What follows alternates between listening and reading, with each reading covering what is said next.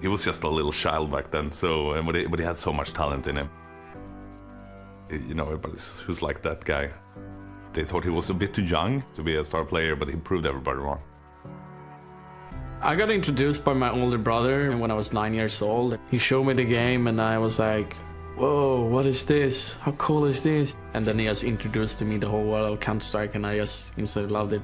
I didn't really think about become like the best or like try to be. I was just having fun and playing with my friends.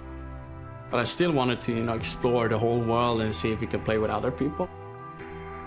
I went to a place called Remedy, or like the event was called, and I was there with my brothers, and I was like so amazed. There was so many people there, so many computers, so many different games, and so many people talking about games. Then they actually can play competitive, so I was like super surprised by it. It was just a cool experience, especially since we were like 14, so you're like, I want to go to every LAN party there is, everywhere, in the whole world. I definitely think I've been a part of Christopher's amazing journey, especially in the start. Esport in 2001, I got introduced and I was like, whoa, can you actually win money playing this game as well? This is so cool, this is something I really want to try.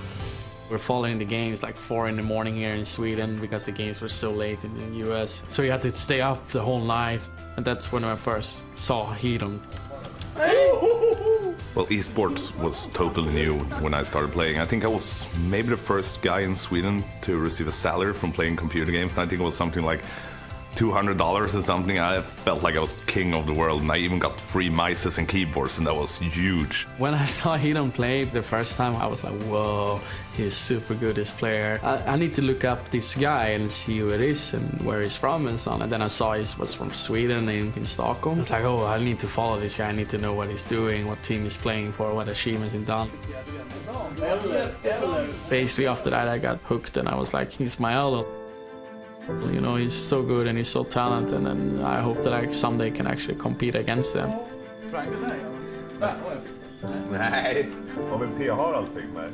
I competed against Get-Right a few times. There's one game in particular. We played this big qualifier in Sweden, and it was a major spot for the ESWC back then.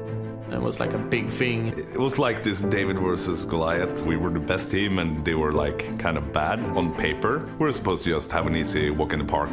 I was playing out of my mind. Get-Right, he did some kind of hero match and they managed to win it versus us. It was just a cool feeling to see that actually, whoa, am I actually this good in this game? And he's still so proud about it. He still smiles like this when he talks about it. After when we beat Hedon and those guys, it was like just a good feeling to win the game, and especially over someone that you've been looking up to.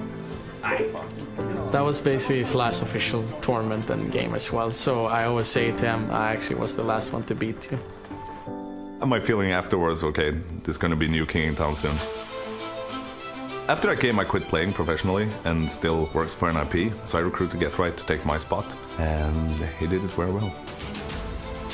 He said to me basically like, we're gonna do an NIP again. I was surprised that he wanted to try the luck again to see it. NIP hasn't been active for many years because it's a legendary name. Ninjas in Pajamas. We handpicked the team with Get-Right, Exist Forest, and Fifth Line and Freiburg, and it kind of exploded into something else. We went pretty successful directly.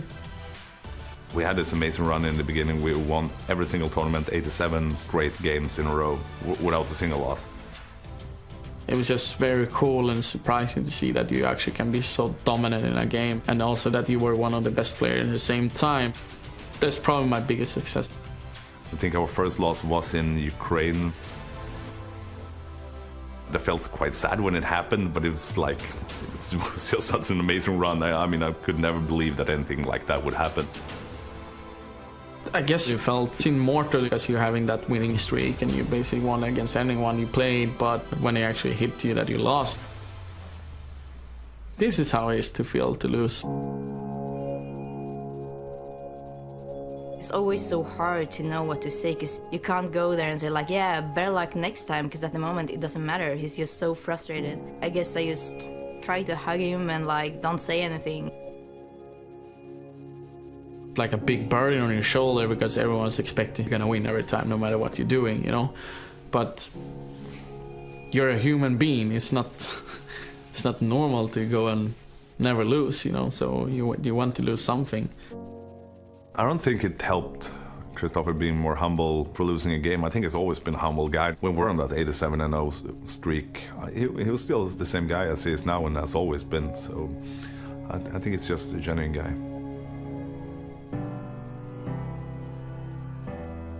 You always learn by your mistakes, and that's where you can pick yourself up. There's so many reasons I'm proud of Get Right. I mean, he cares about everybody so much. He has so much passion for both the game, people around him, and his fans. And he has a kind heart, and it's very rare to see that, especially when you are the most hyped CS player in the world.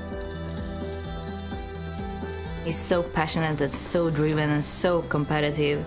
And outside gaming, he's very calm. But something that shines through both like in-game and outside of the game is that he never gives up. He just keep on going and going and going, whatever he does. He's playing all the time, and when he doesn't play, he thinks about the game, and he just have that winning mentality in him. He's in it to be the best. Never in a million years I thought I would be one of the guys that people would look up to, especially in CS and actually in whatever I would do. I'm just very lucky to have this as a job.